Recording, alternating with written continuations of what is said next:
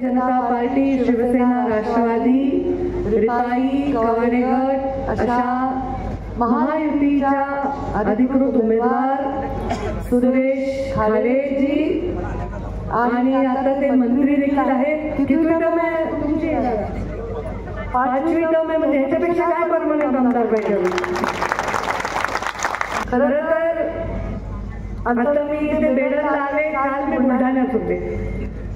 सिंदखेड राजाचे माझे सासरे सिंदखेड राजाचे आणि माझ्या भावाचं सासर बेडर.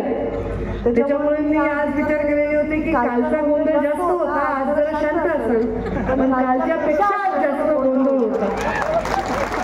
मला सगळे आता म्हणायला लागले, आम्ही दोघांना सांगितलं होतं काही जरी झाल्या तर हेलिकॉप्टर झाल्या पाहिजे, मिळवून काढले पाहिजे. त्यांचे फॅमिली मेहुणे पण होते. आता मी त्याला एवढं लहान पाहिले पक्षात आहेत आपल्या,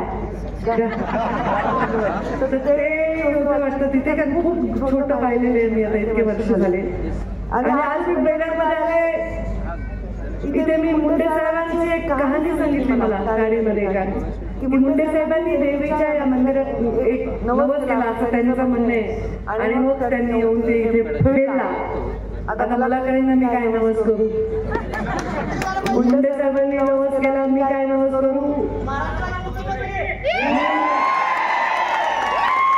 मी एक नवस करते की महायुतीचं सरकार येऊ दे बाबा, आणि ते सरकार असं काम करू दे की या महाराष्ट्राच्या तळागाळाच्या वंचित, पीडित, दुःखी लोकांना जो शब्द मुंडे साहेबांनी त्या काळात दिला आणि त्यांच्या युती शासनात पूर्ण केला, या भागाला सुजलाम सुफलाम केलं, तसाच शब्द या महायुतीच्या सरकारने देखील पूर्ण करू दे. एवढंच या निमित्ताने मी या देवीच्या चरणी प्रार्थना करते.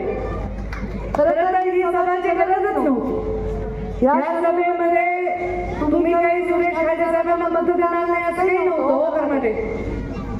आता सर तुम्ही वर आला तर माझं दर्शन घेतलं, मी लहान आहे, तुम्ही दर्शन घेतलं, तुम्ही मला ताई तुम्ही माझी आई आहेत. म्हणजे मला खरं वाटतं की माझं वय जरी लहान असलं तरी खूप लोक मला तो मान देतात, ही किती मोठी पुण्याई आहे.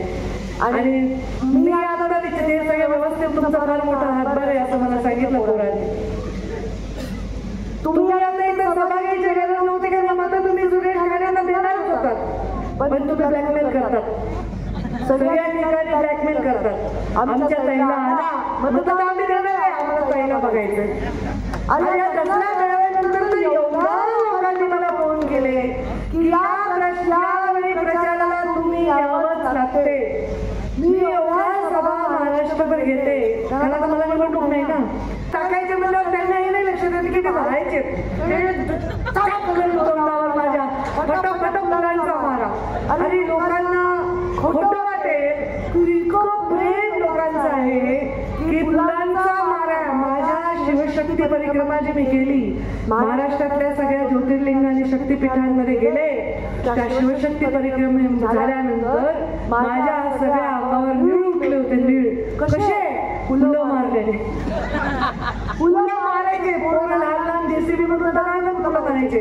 मी म्हणाले पाकळ्या मारा, नाही नाही पाकळ्या कमी होतात, फुलांना आम्हाला मारायचं. अक्षरशः माझ्या काळे निळे सगळ्या अशा फुलाचे वरण पडले होते. आणि हे प्रेम आहे तुमच्या सगळ्यांचं, हे पुण्य आहे मुंडे साहेबांचं.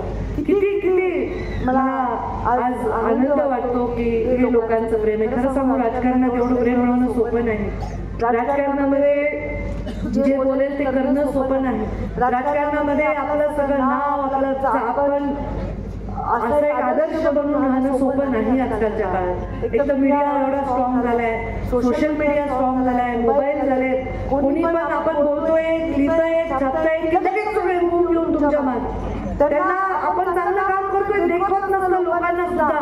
आणि त्यामुळे असं प्रेम, एवढं कौतुक, हे खरंच माझ्यासाठी फार मोठं भाग्य आहे. नरेंद्र मोदींच्या नेतृत्वाखाली काम करायला मिळालं हेही फार माझं मोठं भाग्य आहे. कारण मी जेव्हा ग्रामीण विकास मंत्री होते, महिला बाल विकास मंत्री होते, तेव्हा सुरेश राजे साहेबांच्या मतदारसंघात किती आपण निधी दिला. मुख्यमंत्री ग्राम सडक योजना, अरे हे तर गोल्ड मॅनच आहे, तुम्हाला पाहिलंच नाही. सुरेश तुम्हाला काही कमी पडलं तर घ्या तिकडून. तुमच्याकडे जे अंगावर घालते तेवढंच आहे, अजून घालत आहे. माझ्या आशीर्वादात तेवढं सोनं मिळतं, स्वतःला आशीर्वाद देते. गोल काय भेटतं. तर तेव्हा मुख्यमंत्री ग्रामसडक योजना, जलयुक्त शिवार या निमित्ताने मी खूप या जिल्ह्यामध्ये खूप काम केलं, या भागामध्ये खूप काम केलं. आणि हे काम करत माझे डेप्युटी सेक्रेटरी पण कुठे गेले, माझ्याबरोबर काम इतकं चांगलं काम केलं यांनी. किती गेले तुम्ही सुरेश आघाडी, तुम्ही किती गेला लाडक्या बहिणी, माहिती समोर तिकडेच आहे कुठे त्यांना काहीच कळलं.